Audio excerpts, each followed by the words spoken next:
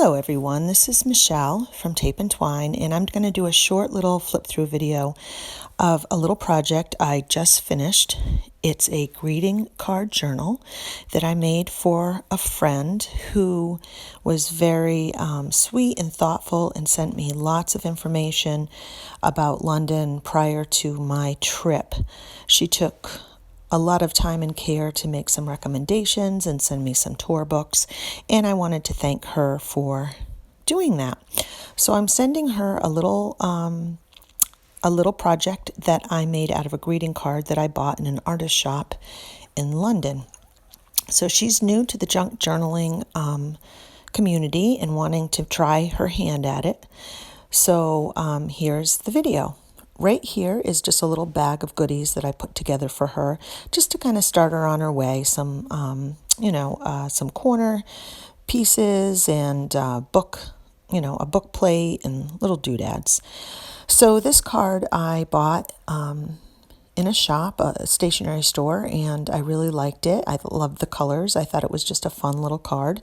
Thought I'd make a good journal. I put some rickrack on it and then made a little loop and secured that so I could put a charm with the letter of her last name on it. And I chucked it full with pages and little things for her to kind of get a sense of what junk journaling is. I put scrapbook paper on the back just because greeting cards on the back usually aren't that pretty and they usually just have, information. And I just thought it would be nicer to add a little piece of scrapbook paper. There's that loop that I secured to the top. And I simply did that by making the rickrack a little bit longer and then folding it over on itself. So I used an elastic and made a little tassel out of sari silk. And inside I placed all sorts of things that I thought might inspire her and make her see what junk journaling is, like a library pocket. And to the right, you'll see a mint green flowery strip. That's not washi tape. That's actually cut from a book page. I made a pocket and I just put lots of little things for her, like tags and doilies and such.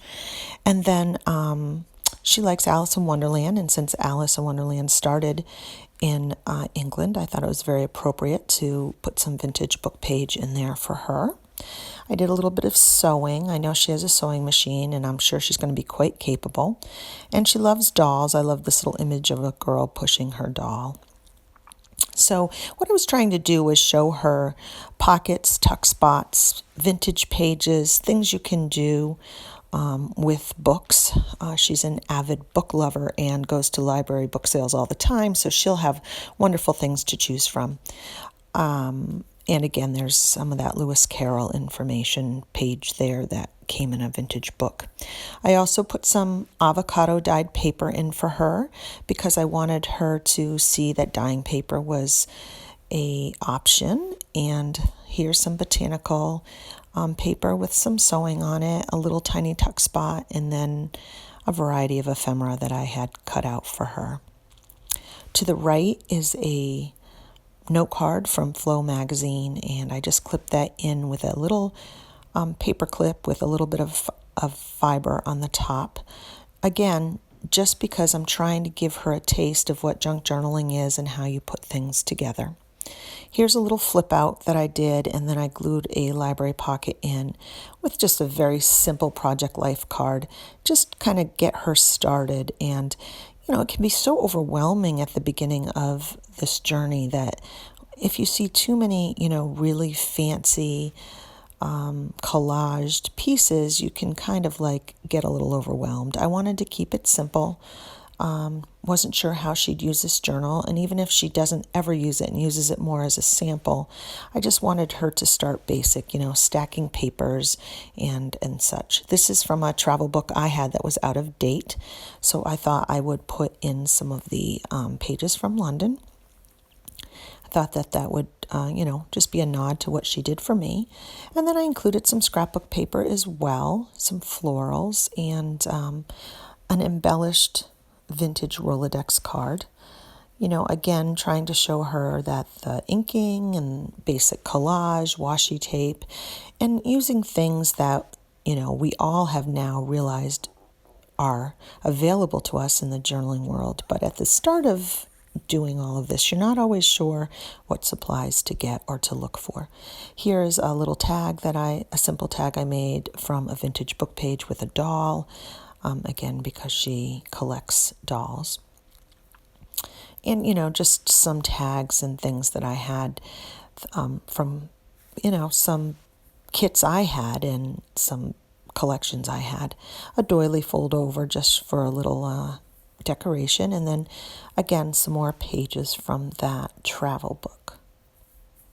I've slowed down the video just so that we can look at it a little bit more, so hopefully it's not distracting the speed of the video.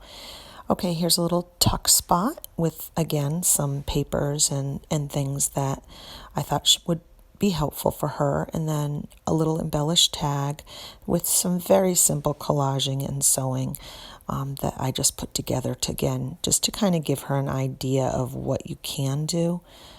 None of this is I would say the advanced version, but it's a really good jumping off point, and I think it's just a good start. This right here is a place card, that you buy for like Thanksgiving or for holidays. I use them quite a bit because they're usually a very good card. They're already scored, and they're great for journaling, for pockets, for all sorts of purposes. So I wanted to put some things in there to make her think about things that she might be able to use when she's collecting. Here's just a little fabric flip, and a little bit of my signature gnome and mushrooms that I love so much, just to remind her who made it for her. You know what I forget to always do is sign my books, which is really kind of silly. More of that vintage paper. She loves peonies, so I found a picture of a little peony gardening sheet, and I put that in, as well as some more Lewis Carroll, a little coin envelope, and a little tuck spot for her. And now we're going to hear my dogs in the background barking. Please just ignore them because I've done this video so many times. Hopefully we can get through this. Okay, I'm just putting everything back in so it doesn't bend. And now we're getting towards the end of this little booklet, and it's another pocket full of little supplies and some fibers, some trims, a tag, etc. And, if you look at it, this was just a standard card, and it fits quite a bit. A greeting card can make quite a generous little journal. Here's my last piece, and it's a double tuck for some Project Life cards, and that's the little journal. So hopefully you'll see that greeting cards are a really wonderful base for a simple little journal that you can make for a gift or for yourself. Also a great thing for Happy Mail. Thanks for stopping by and watching. See ya.